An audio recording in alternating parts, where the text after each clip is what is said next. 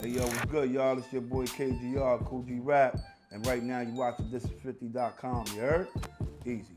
Yo, what's good? It's DJ Thoro, aka Thorozano, the bridge to the streets. Right now you're watching the hottest in the streets, right here on Thisis50.com.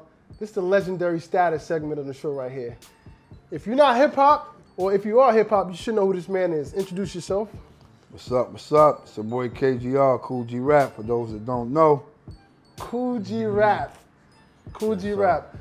First of all, where did you get that name from? Kool G Rap. Well, it was originally Kool Genius of Rap, but you know what I mean. I figure I'll run with the initial for Genius instead of the whole Kool Genius of Rap thing. Right. Okay. You from? Corona, Queens, baby. Corona, Queens. Yeah, yeah. I always wanted to ask you this. You Colombian? Because this is mad Colombians out there in Corona. That's why the Dominicans. That's why I was asking. That area is like mostly Spanish based or whatever. Nah, I'm straight. What they would classify as African American. You know what I mean? But you know, I know otherwise. You know otherwise, right? All right. So growing up in Queens, being a pioneer of this shit, who were some of the people that you listened to? How did you get into this shit? I mean, I was listening to the early cats like Melly Mel, Kumo D, Grandmaster Caz, my boy Silver Fox. I mean, all the early cats like Fearless 4, Disco 3. Right. You know what I mean? Disco 4, I mean. Right. Yeah, Disco 4. Yeah, I was listening to all those cats like when Mr. Magic first hit the airways, with WHBI and all that. This is even before BLS. Right. You know what I mean? And you know, we used to all tune in. Like everybody I knew in New York used to tune in and catch HBI, have their tapes on pause, you know, and you taping the hip hop show. You know what I'm saying? Right. And that's when I first tuned in. You know what I'm saying? I'm gonna tell you a story that I never thought I would get to tell to you.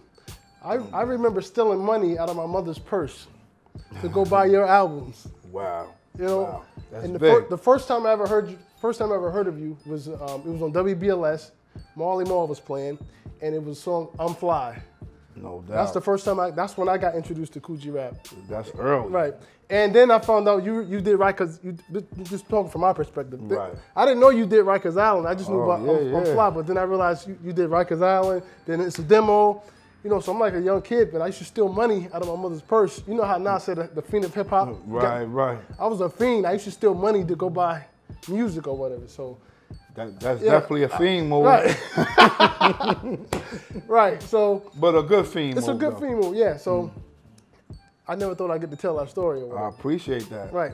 I want to touch on this too. In my opinion, like, how does it feel to be respected by everybody's favorite rapper? Like everybody mentions you, Jay-Z, Eminem, the list goes on. All the top lyricists, they always reference you as an inspiration. Like even Jay-Z has a lyric in the encore where he says, "I'm like a young G-Rap in his prime."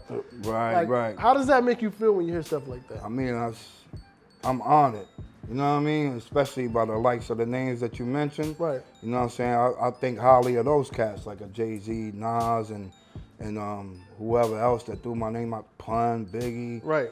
You know, Eminem. A few of the, Eminem. Right. Exactly. Yeah, because Eminem's a monster. That dude's a monster, a beast.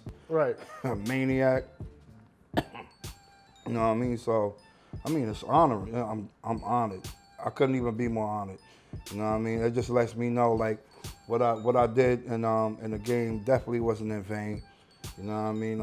A lot of dudes acknowledge that even without the mainstream, how you say, like, the trophies and the accolades that you get from mainstream exposure and all that.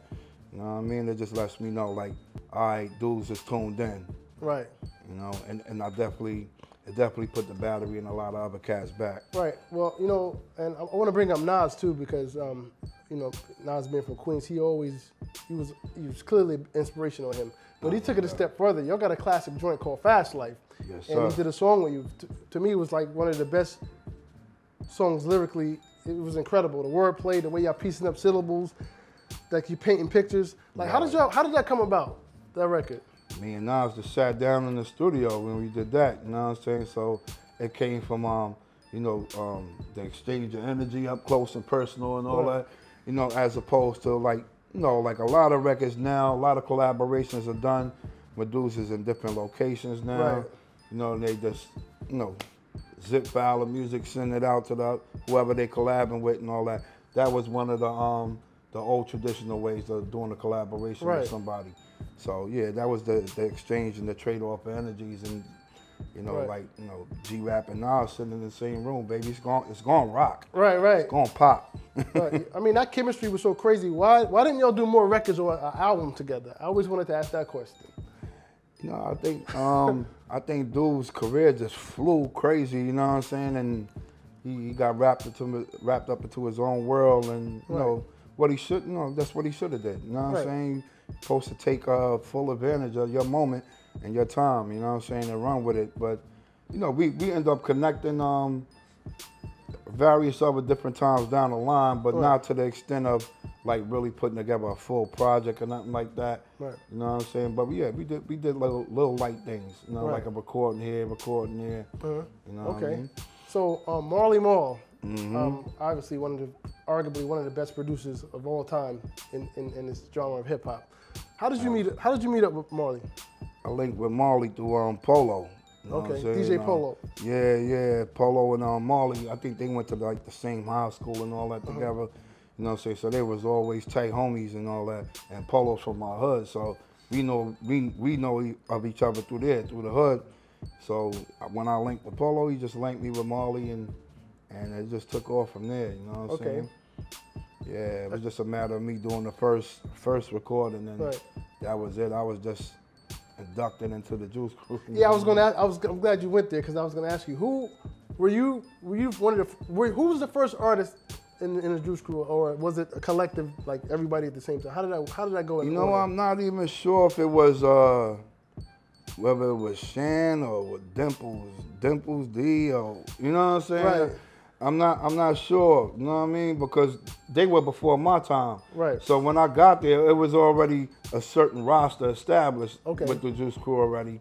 You know what I'm saying? So I'm not sure if it's, but I know it's either Shan or Dimples D, because they like the earliest. Right. You know what I mean? And then Shantae. Then Biz. And then I think me and Kane came around. Oh, and Tragedy Gaddafi was he was there before us too. You know, as an intelligent hoodlum. Nah, no doubt. Speaking of the Juice Crew, I gotta test that record, that infamous classic record, The Symphony. Yeah. Like, you had some special lines on there. Like, let me ask you a question. Did you write for anybody in the Juice Crew? Because everybody was like tight, everybody. I did writing for Shantae. Oh, you worked for Shantae, okay. Yeah, here and there. Okay. What about Biz? Or was Kane writing for Biz? Kane was writing for Biz. Kane was writing for Biz. Kane and Grandmaster Caz, I believe. Oh, okay.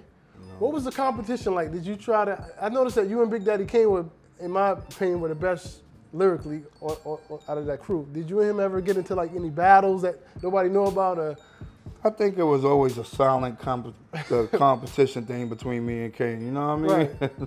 I mean, and that's expected, you know what I'm saying? Like, you got two lyrical gunners down in the same camp.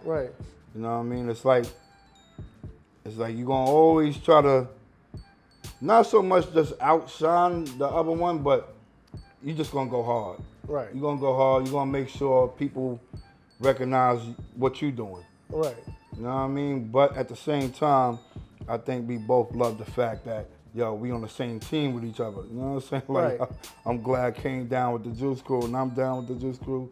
You know what I'm saying? It just make the whole team strong.